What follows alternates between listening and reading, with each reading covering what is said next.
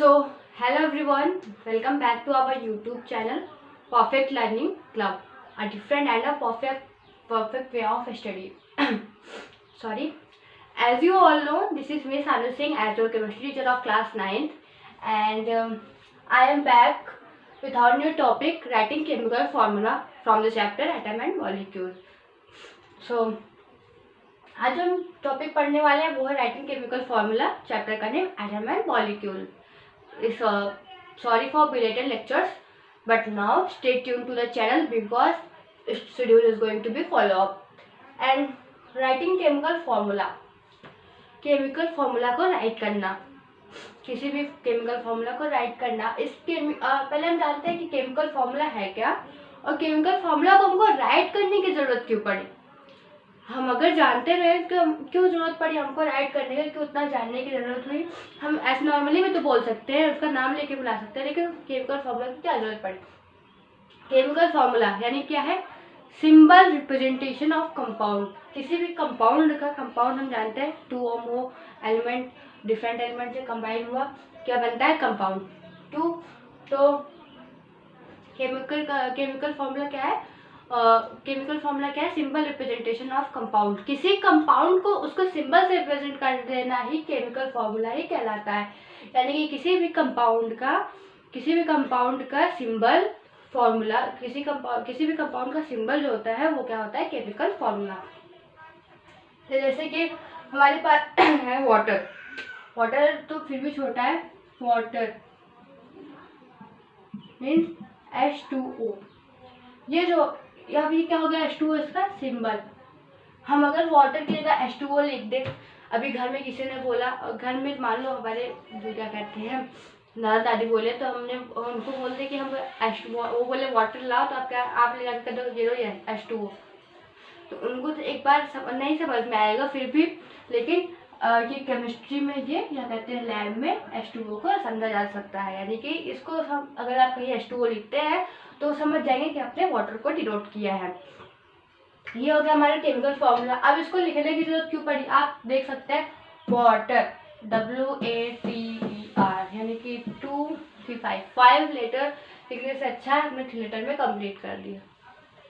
Simple सी बात आपको समझ में आ गई होगी कि किसी भी बड़े कंपाउंड के नेम को शॉर्ट फॉर्म में लिखने के लिए कैसा यूज करते हैं हम, उसके सिंबल का. तो ये हो गया हमारा सिंबल रिप्रेजेंटेशन यानी कि केमिकल फार्मूला. उसको राइट करने की जरूरत क्यों पड़ी ये भी आप समझ चुके हैं. आप जानते हैं कि राइटिंग केमिकल फार्मूला आगे सीखते हैं, केमिकल फार्मूला आगे राइट करते हैं. केमिकल फार्मूला हमने क्या क्या पढ़ा है, हमने पढ़ा है मॉलिक्यूलर कंपाउंड के बारे में और आयनिक कंपाउंड के बारे में. हमने दो कंपाउंड्स के बारे में पढ़ा है, कौन से, मॉलिक्यूलर एंड आयनिक कंपाउंड. हमारे पास दो कंपाउंड है, मॉलिक्यूलर एंड सेकंड वाला है आयनिक कंपाउंड. ये हमारे पास दो कंपाउंड है, तो इन्हीं दोनों कंपाउंड को हम बनाना सीखेंगे. इन्हीं के मतलब क्या कहते हैं, इन्हीं मतलब मॉलिक्यूलर और दूसरा आयनिक, इन्हीं दोनों कंपाउंड के बारे में हम सीखेंगे. इन्हीं दोनों के केमिकल फार्मूले बनाएंगे. पहला फिर से रिवाइज करवा देते हैं कि मॉलिक्यूलर कंपाउंड क्या है. मॉलिक्यूलर कंपाउंड वो है जो कि शेयरिंग ऑफ मॉलिक्यूलर कंपाउंड कैसे बनता है, मॉलिक्यूलर कंपाउंड बनता है जब हमारा शेयरिंग ऑफ इलेक्ट्रॉन होता है. सिंपल ये बात है कि जब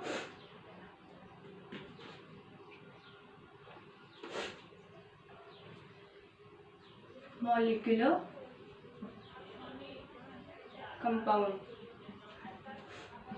इसके लिए हमारा रूल क्या है, शेयर ऑफ इलेक्ट्रॉन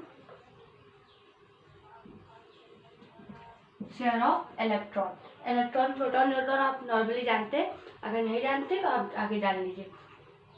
यानी कि शेयर ऑफ इलेक्ट्रॉन, जब इलेक्ट्रॉन शेयर होता है. देखो पहली बात तो इसमें दो फैक्टर काम करते हैं. किसी भी आप मॉलिक्यूलर कंपाउंड को जानने से पहले, इन दोनों टॉपिक को जानने से पहले ये जानिए कि केमिकल फार्मूला राइट करने के लिए हमारे पास हमें कौन कौन सी चीज़ों की ज़रूरत होती है, कौन कौन से मतलब हमारे पास कौन कौन से औजार यानी कौन कौन से टूल होने चाहिए। पहला टूल हमारे पास क्या होना चाहिए, सिंबल ऑफ एलिमेंट।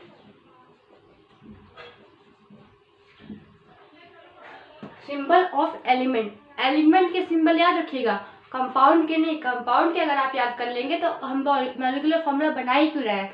पहले हम क्या याद करेंगे, सिंबल ऑफ एलिमेंट, और दूसरा उनकी वैलेंसीज। वैलेंसीज क्या है आगे पता चलेगा आपको। और थर्ड क्या है,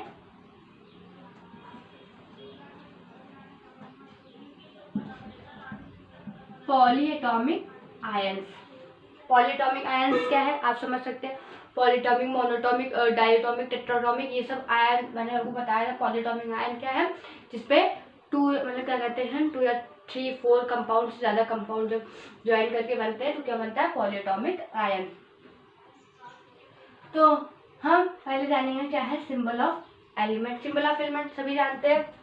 हमारे पास मान लीजिए अभी हम नॉर्मली पढ़ते हैं 20 तक, 1 to 20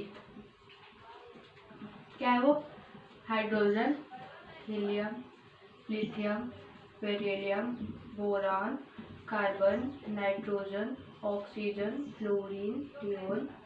ये 10 तक हमारा हो गया। 4 5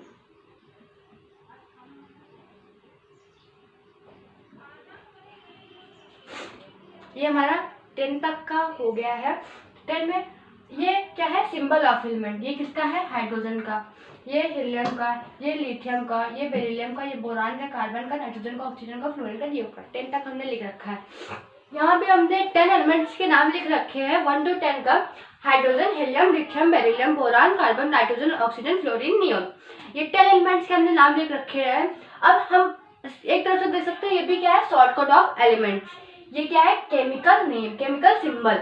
अब केमिकल सिंबल से हम क्या बनाएंगे, केमिकल फॉर्मूला। अब जानते हैं, पहला हमने जाना है सिंबल ऑफ एलिमेंट, ठीक है। दूसरा जानते हैं वैलेंसीज। वैलेंसीज क्या होती है, वैलेंसी होती है कंबाइनिंग कैपेसिटी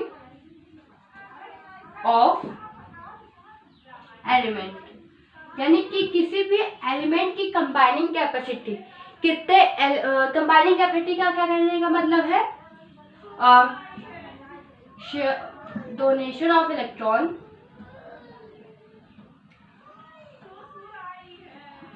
डोनेशन और एक्सेप्टेंस, कितने इलेक्ट्रॉन वो डोनेट कर सकता है या फिर कितने इलेक्ट्रॉन वो एक्सेप्ट कर सकता है, ये होती है उसकी वैलेंसी।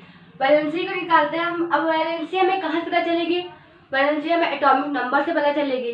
एटॉमिक नंबर से पता चलेगी तो क्यों ना इसी 10 एलिमेंट्स में हम पहले वैलेंसी सीख लें कि हम वैलेंसी कैसे निकालते हैं। अगर हमको वैलेंसी निकालनी आती रहेगी तो एग्जाम में हमको कोई भी कंपाउंड का इजीली निकाल सकते हैं। तो वैलेंसी निकालना पहले आप सीख लीजिए, क्योंकि वैलेंसी जल्दी मतलब फ्रॉम माय साइड वैलेंसी कोई भी बताता नहीं है हाउ टू, मतलब किसको कैसे इसको मेजर करें। तो पहले मैं आपको बता देती हूँ कि वैलेंसी कैसे निकालते हैं, ताकि आप कोई भी क्वेश्चन बहुत ही इजीली कर लो। अब वैलेंसी क्या है, वैलेंसी की जरूरत क्यों पड़ी, देखो सिंपल सी बात है। हर मतलब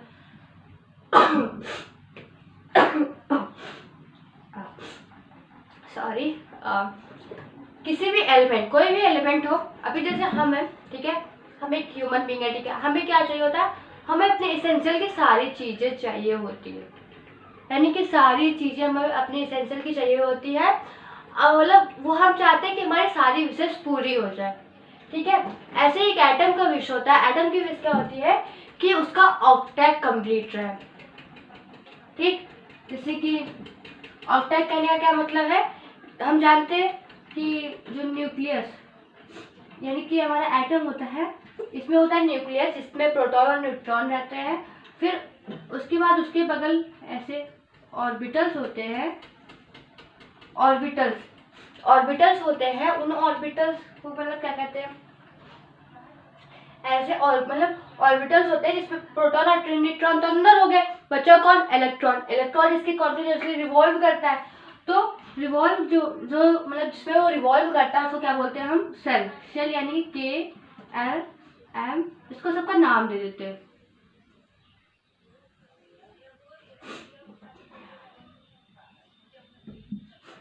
इस सेल का हम नाम दे देते हैं। अब एक क्वेश्चन हमारे माइंड में यहाँ से आता है कि क्यों हम इसको KLMN ही बोलते हैं और कुछ क्यों नहीं बोलते? और कुछ इसलिए नहीं बोलते हैं क्योंकि ये हमें मतलब इजी टू रिमेम्बर होता है, इसीलिए क्या कहते हैं KLMN सेल हमें इजी टू रिमेम्बर होता है। क्योंकि देखो जैसे कि अभी हम मान लीजिए ABCD ले तो हमेशा हम जब मैथ भी पढ़ते तो ABCD उसमें भी XYZ उसमें भी मिलता है, पर हमें कुछ यूनिक चाहिए था तो इसलिए हमने KLMN नाम रख दिया इसका। अब हर सेल की अपनी एक नीड होती है कि हमें इतना चाहिए, हमें ये चीज़ इतनी चाहिए, तो हर सेल अपना मानता है कि मुझे ये सेल कहता है मुझे 2 इलेक्ट्रॉन चाहिए, ये सेल बोलता है मुझे अपने 8 इलेक्ट्रॉन चाहिए, M सेल बोलता है मुझे 8 इलेक्ट्रॉन चाहिए, ये बोलता है 18 इलेक्ट्रॉन चाहिए। ऐसे इसका साइकिल चलता रहता है कि 18 चाहिए, फिर और भी आगे से बढ़ता चला जाता है 18, 32 ऐसे करके बोलता रहता है कि मुझे इतने इलेक्ट्रॉन मेरे अंदर होने चाहिए, कुछ भी कर लो तुम, चाहे जहाँ से लाओ मुझे नहीं पता, पर इतने इलेक्ट्रॉन मेरे लाओ। उसी इलेक्ट्रॉन को लाने के लिए ये पूरी माया रची गई। सिंपल सी बात है। तो अब सिंपल सी बात हमें समझ में आ गया होगा कि जब हमको उसको 8 इलेक्ट्रॉन करना है तो 8 इलेक्ट्रॉन अगर हमारे पास जैसे 8 इलेक्ट्रॉन से ज़्यादा है, जैसे कि मान लो हमारे जैसे कि हम किसी भी चीज़ की वैलेंसी निकालते हैं, हाइड्रोजन को लिखिए तो कैसे लिख सकते हैं? 1। हाइड्रोजन देखो इसके एक ही सेल है, इसके पास एक एटॉमिक नंबर है, इसके पास एक ही सेल है। पहले हम एक एक सेल फिल करते चलते हैं। एक सेल पहले इसमें 2 इलेक्ट्रॉन पूरा करते हैं, फिर इसमें 8 पूरा करते हैं, फिर इस पे 8 पूरा करते हैं, तब आगे हम ऐसे आगे न्यू सेल बनाते हैं। इसमें क्या हो गया? 1 इलेक्ट्रॉन हमने फिल कर दिया। 1 इलेक्ट्रॉन फिल कर दिया यानी कि अभी 1 इलेक्ट्रॉन की कमी है, तो या फिर हाइड्रोजन क्या करता है? 1 इलेक्ट्रॉन या फिर डोनेट कर देता है या फिर 1 इलेक्ट्रॉन और एक्सेप्ट कर लेता है। सिंपल सी बात है हाइड्रोजन के केस पे। हीलियम को भी हम सेम बनाते हैं ऐसे, यहाँ पे 2 लिख देते हैं। इसका देखो इसको के सेल में इसको 2 इलेक्ट्रॉन चाहिए, 2 इलेक्ट्रॉन के पास कंप्लीट है, अब ये कुछ नहीं करेगा, ये बहुत खुश है अपनी जिंदगी में और कुछ ये चाहता नहीं है, इसने अपनी लाइफ की सारा आराम पा लिया है। अब इसका रहता है लिथियम सेम एज, अब देखो 2, यहाँ पे क्या है 3 लिखें तो हम इसको क्या लिख सकते हैं? 2,1 लिख सकते हैं। 2 + 1 3, यानी कि जब देखो तो हमारे में पहले में 2 सेल 2 कंप्लीट हो गया, बाकी सब किस पे आएगा? L सेल में आएगा। तो L सेल को स्टार्ट करते हैं, तो यहाँ पे नेक्स्ट सेल में कितना आएगा? 1। अब ऐसे आगे सेल का रिप्रेजेंटेशन करते हैं। अब इसमें जब तक 8 इलेक्ट्रॉन कंप्लीट नहीं हो जाएंगे, जब तक हम यहाँ पर नहीं देख लेंगे यहाँ पर 8 लिखा है, तब तक हम नेक्स्ट सेल नहीं बनाएंगे। अब सिंपल सी बात है, यहाँ पर देख रहे हैं हम, अब बोरॉन की बारी आती है। बोरॉन को हम, ये हो गया आपका सेल रिप्रेजेंटेशन। सेल में आप देख सकते हैं कैसे आप रिप्रेजेंट करते हैं। जब तक यहाँ पे 8 इलेक्ट्रॉन कंप्लीट नहीं हो जाएगा तब तक हम आगे उसमें नहीं जाएंगे। अब जब कंप्लीट हो जाएगा तो हम आगे बढ़ जाएंगे। सेल रिप्रेजेंटेशन हो गया, पर हम इसको एक बार इलेक्ट्रॉनिक कॉन्फ़िगरेशन इसका पढ़ लेते हैं। इलेक्ट्रॉनिक कॉन्फ़िगरेशन, हीलियम हाइड्रोजन का क्या होगा? 1, हीलियम का 2, लिथियम 3 है। 3 यानी कि पहले में हमारा 2 इलेक्ट्रॉन कंप्लीट हो गया, बचा कितना? 1, हम क्या लिखेंगे? 1। बेरिलियम है 2। अब हम सोच रहे हैं यहाँ भी तो 2 कंप्लीट हो गया, ये भी 2 हो गया, ये भी 2 हो गया, क्या ये कंप्लीट हो गया? नहीं कंप्लीट हुआ, क्योंकि इसको दूसरे सेल में कितना? 8 इलेक्ट्रॉन चाहिए। तो क्या होगा? 2,2। बेरिलियम बोरॉन का 2,3, 2,4, 2,5, 2,6, 2,7, 2,8। अब देखो यहाँ पे 8 कंप्लीट हो गया। अब इसके आगे हम अगर सोडियम में जाएंगे तो क्या हम नए सेल में आ जाएंगे? 2,8,1 में आ जाएंगे। अब देखो, अब हम जानेंगे वैलेंसी कैसे जानते हैं। वैलेंसी क्या होती है? जैसे कि हम जानते हैं उसको अपने लास्ट सेल में 8 इलेक्ट्रॉन कंप्लीट करने होते हैं, 2 इलेक्ट्रॉन कंप्लीट करने होते हैं, ऐसे करके लास्ट सेल में उसको अपने 8 इलेक्ट्रॉन कंप्लीट करने होते हैं। 8 इलेक्ट्रॉन कंप्लीट करने का क्या मतलब है? कि या तो वो इलेक्ट्रॉन एक्सेप्ट कर लेगा या फिर डोनेट कर देगा या फिर शेयर कर लेगा। सिंपल सी बात है। आप वैलेंसी देख रहे हैं यहाँ पे हर उसके एलिमेंट की, तो आपको क्या समझ में आएगा कि जो मतलब लास्ट शेल में जो इलेक्ट्रॉन्स हैं, हम सभी जानते हैं कि वो जो मतलब सेल्स होते हैं किसी भी एटम के, वो अपने लास्ट शेल में 8 इलेक्ट्रॉन यानी कि 8 इलेक्ट्रॉन कंप्लीट उसका ऑक्टेट कंप्लीट करना चाहता है। तो अपने लास्ट शेल में वो 8 इलेक्ट्रॉन ट्राई करेगा कि कंप्लीट हो जाए। तो जब वो 8 इलेक्ट्रॉन कंप्लीट करना चाहेगा तो क्या करेगा, या तो इलेक्ट्रॉन किसी से ले, जब उसके पास उतना नहीं है तो उसको किसी ना किसी से लेगा, यानी कि किसी ना किसी से क्या कहते हैं, मतलब कोई कहते हैं डेप्ट, यानी किसी ना किसी से कर्जा लेगा, किसी ना किसी से वो इलेक्ट्रॉन लेगा। तो वो इलेक्ट्रॉन लेता कब है और क्या कहते हैं, इलेक्ट्रॉन यानी कि एक्सेप्ट कब करता है और डोनेट कब करता है, ये कॉन्सेप्ट कब आता है। देखो इलेक्ट्रॉन वो क्या कहते हैं डोनेट कब करेगा, जब उसके लास्ट शेल में कितने 1 इलेक्ट्रॉन होंगे या फिर 2 इलेक्ट्रॉन या फिर 3 इलेक्ट्रॉन। जब उसके पास लास्ट शेल में उसके 1, 2, 3 इलेक्ट्रॉन होंगे, इन तीनों इलेक्ट्रॉन जब होंगे तो वो इलेक्ट्रॉन को डोनेट करना ही सही समझेगा। क्योंकि देखो सिंपल सी बात है कि इलेक्ट्रॉन उसके पास 1 इलेक्ट्रॉन है, उसको ऑक्टेट कंप्लीट करने के लिए 8 इलेक्ट्रॉन चाहिए, यानी कि उसको 7 इलेक्ट्रॉन और चाहिए। जब वो 7 इलेक्ट्रॉन किसी से एक्सेप्ट करेगा तो क्या कहते हैं उसको मतलब काफ़ी ज़्यादा एनर्जी चाहिए होगी 7 इलेक्ट्रॉन लेने के, 7 इलेक्ट्रॉन एक्सेप्ट करने के लिए, पर उतनी एनर्जी उसके पास नहीं है। उसके पास उसका प्रोटॉन का चार्ज इतना, उसका न्यूक्लियस का चार्ज इतना नहीं होता है, इसीलिए वो इलेक्ट्रॉन अपना लूज कर देता है, इलेक्ट्रॉन किसी को दे देता है कि लो भैया तुम्हारा कंप्लीट हो रहा है तुम ही रख लो। जब वो इलेक्ट्रॉन लॉस कर देता है तो क्या फॉर्म करता है, कीटायन। कीटायन आप जानते हैं क्या, जिसके ऊपर पॉजिटिव चार्ज होता है वो होता है कीटायन। तो कीटायन फॉर्म करता है, और कीटायन कौन फॉर्म करते हैं, मेटल्स। मेटल्स फॉर्म करते हैं क्या, कीटायन। कीटायन मेटल्स क्यों फॉर्म करते हैं, क्योंकि जो मेटल्स होते हैं वो अपने इलेक्ट्रॉन को डोनेट करते हैं, इसीलिए वो क्या कहते हैं कीटायन फॉर्म करते हैं। एनायन कौन फॉर्म करते हैं, एनायन क्या कहते हैं, एनायन फॉर्म करते हैं नॉन मेटल। नॉन मेटल क्या फॉर्म करता है, एनायन। जैसे कि अब देखो 4 इलेक्ट्रॉन है, अब यहाँ मान लीजिए यहाँ पे 4 इलेक्ट्रॉन हो, वहाँ क्या करेंगे, यहाँ पर 4 इलेक्ट्रॉन होगा वो शेयर कर लेगा, वो ज़्यादा डोनेट या क्या कहते हैं एक्सेप्ट में नहीं पड़ने वाला है, ठीक है। और जहाँ 5, 6, 7 है, ठीक है। अब ये इसके पास इसको सिर्फ 3 इलेक्ट्रॉन चाहिए कंप्लीट करने के लिए, तो ये 5 देने की बजाय 3 लेना ही सही समझेगा, इसीलिए वो अपना क्या कहते हैं एक्सेप्ट करके वो क्या कहते हैं इसका डेप्टर बन जाएगा। तो ये हो गया हमारा कीटायन और एनायन, आप समझ सकते हैं। आप समझ जाएंगे वैलेंसी कैसे निकालेंगे, वैलेंसी कैसे निकालेंगे, यानी कि कितने एलिमेंट्स उसको चाहिए या फिर कितने एलिमेंट वो दे रहा है। ये अपना 1 एलिमेंट देगा, इसकी वैलेंसी 1 हो जाएगी, ये अपना 2 एलिमेंट देगा, इसकी वैलेंसी 2 हो जाएगी, अपना 3 एलिमेंट देगा, इसकी वैलेंसी 3 हो जाएगी। ये क्या, ये 3 इलेक्ट्रॉन को लेगा तो इसकी वैलेंसी 3 हो जाएगी, ये अपना 2 इलेक्ट्रॉन को लेगा तो ये क्या हो जाएगी, इसकी वैलेंसी -2। जितने जितने इलेक्ट्रॉन वो लेगा, मतलब जितने जितने इलेक्ट्रॉन वो एक्सेप्ट करेगा उतने उतने माइनस, जैसे कि इसका क्या हो जाएगा -3 वैलेंसी इसकी हो जाएगी, इसकी -2 हो जाएगी, इसकी और -1 ये हो जाएगी उसकी वैलेंसी। तो अब जब क्वेश्चन हम इस पे मतलब काफ़ी सारे जब एग्जाम्पल्स करेंगे तब हमको समझ में आ जाएगा। तो ये हो गया हमारा। अब पॉलीएटॉमिक आयंस, आप पॉलीएटॉमिक आयंस एनसीईआरटी में आप देख सकते हैं, किसी भी जैसे CO3 double minus, sorry SO4 double minus और फिर OH डबल माइनस, ये सब जो होता है हमारा वो पॉलीएटॉमिक आयंस होता है, वो आपको एनसीईआरटी में थोड़ा है उसको लर्न करना पड़ेगा। उसके बाद नेक्स्ट जो हमारा टॉपिक आता है वो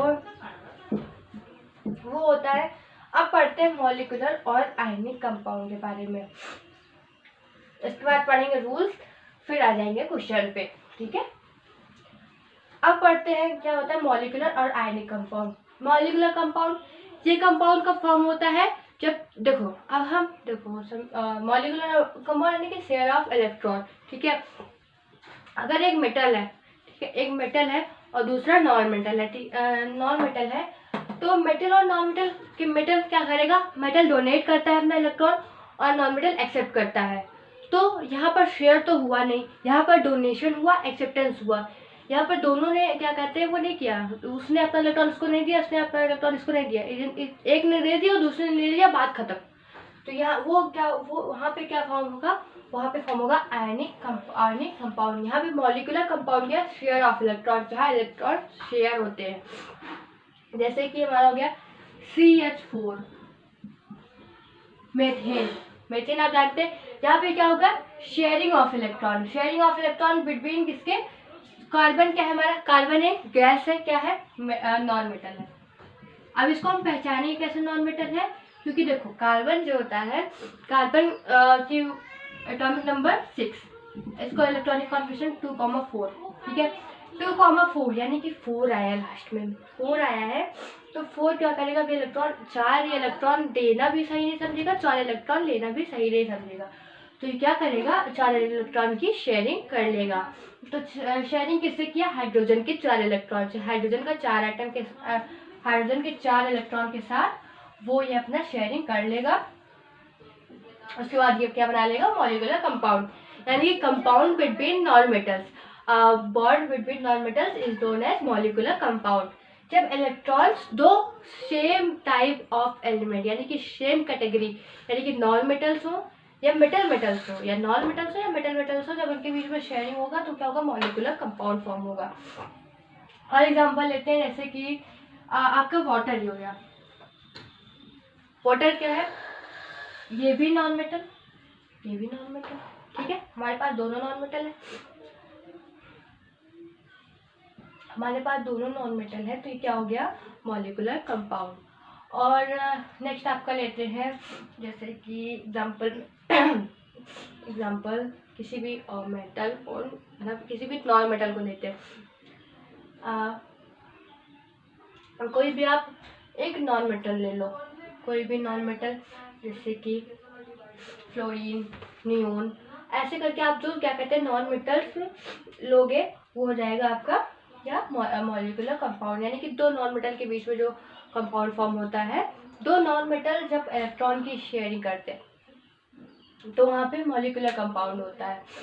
मॉलिक्यूलर कंपाउंड समझ में आ गया आपको, जहाँ पर शेयर ऑफ इलेक्ट्रॉन होता है, वहाँ पे अपने इलेक्ट्रॉन को शेयर करते हैं, वो डोनेट नहीं करते हैं, ठीक है। सॉरी, तो यहाँ पे क्या फॉर्म हो गया, मॉलिक्यूलर कंपाउंड। अब आता है हमारा आयनिक कंपाउंड। आयनिक कंपाउंड क्या होता है, आयनिक कंपाउंड क्या होता है हमारा, आयनिक कंपाउंड जो होता है वहाँ पे क्या होता है, एक्सेप्टेंस या डोनेशन ऑफ इलेक्ट्रॉन, या तो वो इलेक्ट्रॉन को एक्सेप्ट करेगा या फिर इलेक्ट्रॉन को डोनेट करेगा।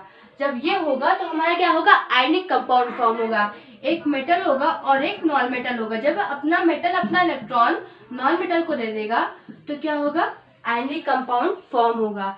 जैसे कि हमारे पास एग्जांपल हो गया NaCl, सोडियम, Na और Cl, Na यानी कि सोडियम, Na11 2,8,1 8 to 10 1 11 हो गया। अब यहाँ पर देखो हमने 8 लिख दिया, यहाँ पे 8 कंप्लीट हो गया ना, तो हमने 1 लिख दिया। अब देखो, अब इसके लास्ट में कितना 1 इलेक्ट्रॉन है, अगर ये अपना 1 इलेक्ट्रॉन कंप्लीट कर देगा तो इसके 1 इलेक्ट्रॉन ही दे देगा किसी को, तो इसके लास्ट में 8 इलेक्ट्रॉन कंप्लीट हो जाएगा। तो इसके लिए प्रॉफिटेबल क्या होगा कि अपना 1 इलेक्ट्रॉन किसी और को दे दे, तो ये अपना इलेक्ट्रॉन किसको देगा, Cl को। Cl यानी कि क्लोरीन, क्लोरीन का 17 2,8 8 to 10 हो गया था कंप्लीट। अब कितना बचा इलेक्ट्रॉन, अब 7, और फिर 7। अब इसके लिए एक इलेक्ट्रॉन एक्सेप्ट करना ज़्यादा अच्छा रहेगा या फिर 7 इलेक्ट्रॉन डोनेट करना, सिंपल सी बात है।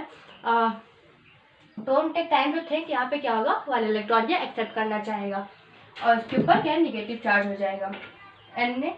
अब ये हो गया हमारा मॉलिक्यूलर कंपाउंड और आयनिक कंपाउंड। अब रूल पे आते हैं, कैसे रूल, क्या रूल है इसका, कैसे इसको लिखेंगे, कैसे पढ़ेंगे, सब समझते हैं। रूल हमारा क्या कहता है, फर्स्ट रूल जो होता है वो कहता है कि जो हम उसमें जब राइट करेंगे, यानी कि जब हम कंपाउंड्स को राइट करेंगे तो कैसे राइट करेंगे, इधर हम लिखेंगे, तो हमारा जो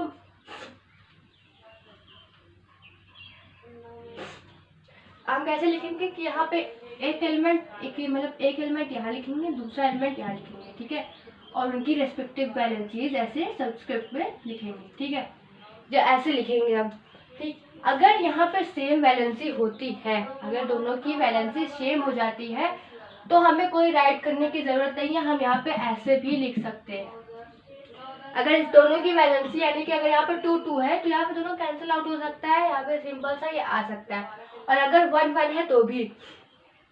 और सेकंड रूल क्या कहता है हमारा, सेकंड रूल यहाँ हमारा ये कहता है कि जो पॉलीटॉमिक आयंस होते हैं, पॉलीटॉमिक आयंस यानी कि जो भी आयंस हमारे पॉलीटॉमिक आयंस हम जानते हैं क्या होते हैं, जैसे मान लो हमारा CO3, इनको हम हमेशा ब्रैकेट्स में लिखेंगे, ठीक है। फर्स्ट रूल ये हमारा हो गया कि क्या कहते हैं, हम ऐसे सिंबल लिखते हैं फिर उनके रिस्पेक्टिव वैलेंसीज लिखते हैं। सेकंड क्या होगा, जब उसके क्या कहते किसी भी पॉलीटॉमिक आयन को लिख करके उसको ब्रैकेट में लिखते हैं, ये हमारा हो गया सेकंड रूल। उसके बाद हमारा थर्ड रूल क्या है, ये हो गया हमारा 2 रूल। थर्ड रूल ये है कि वैलेंसीज को हम उनके सबस्क्रिप्ट में लिखते हैं, सिंपल सी बात है। तो ये दोनों रूल हमको समझ में आ गए। अब आते हैं क्वेश्चंस पे। क्वेश्चंस पे आते हैं तो हमें अगर फॉर्मूला बनाना है किसका, वाटर का, मान लो हम वाटर से ही स्टार्ट करते हैं। वाटर हम सब जानते हैं कि हाइड्रोजन और ऑक्सीजन को मिला के बना होता है, तो हम लिखेंगे हाइड्रोजन, यहाँ लिखेंगे ऑक्सीजन। हाइड्रोजन की वैलेंसी कितनी होती है, हाइड्रोजन की वैलेंसी इसके नीचे लिखेंगे, ऑक्सीजन की वैलेंसी इसके नीचे लिखेंगे। इसकी वैलेंसी क्या होती है, -2। -2 कैसे, ऑक्सीजन अगर हम लिखेंगे 8 2, 6 है, यानी कि अपना 2 इलेक्ट्रॉन देना ही सही समझेगा, तो मतलब 2 इलेक्ट्रॉन एक्सेप्ट करना ही सही समझेगा, तो इसके ऊपर -2 का चार्ज आ जाएगा। तो क्या करेंगे, इसको क्रॉस मल्टीप्लाई कर देंगे, तो क्या आ जाएगा H2O, ठीक है, ये हो गया। और नेक्स्ट एग्जांपल लेते हैं, मान लीजिए हमने ले लिया MgCl2 यानी क्या हो गया, मैग्नीशियम क्लोराइड, ठीक है, ये हो गया हमारा मैग्नीशियम क्लोराइड। Mg आप जानते हैं Mg क्या होता है, इसके लिए आपको एलिमेंट और उसका एटॉमिक नंबर याद करना पड़ेगा, याद कर लीजिएगा। मैग्नीशियम यानी कि 12 यानी कि 2, 8, 2, 8 to 10 to 12 हो गया कंप्लीट। अब इसके लास्ट में 2 इलेक्ट्रॉन है, अब क्या करेगा, ये 2 इलेक्ट्रॉन देना ही सही समझेगा। तो यहाँ पे Cl2 है, Cl है यानी कि Cl, यहाँ पे क्या देगा 2, 8, 7। अब इसको एक ही इलेक्ट्रॉन चाहिए, ठीक है, अब इसको एक इलेक्ट्रॉन चाहिए, बस एक, इसका अगर एक इलेक्ट्रॉन ही अपना इसको दे दे, तो हम क्या करेंगे, अब यहाँ पे सीधा सिंपल सी बात है, इसकी वैलेंसी लिखेंगे। इसका हो गया 2, इसका हो गया 1, -1, ऐसे आ जाएगा MgCl2, ये हो गया आपका फॉर्मूला, सिंपल सा बन गया। उसके बाद और एग्जांपल्स ट्राई करते हैं।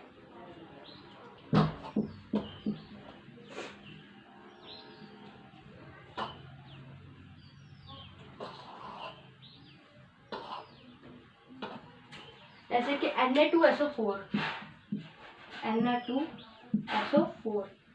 अब हम सब जानते हैं कि SO4 हमारा पॉलीटॉमिक आयन है, इसकी क्या कहते हैं, वैलेंसी क्या होती है, -2।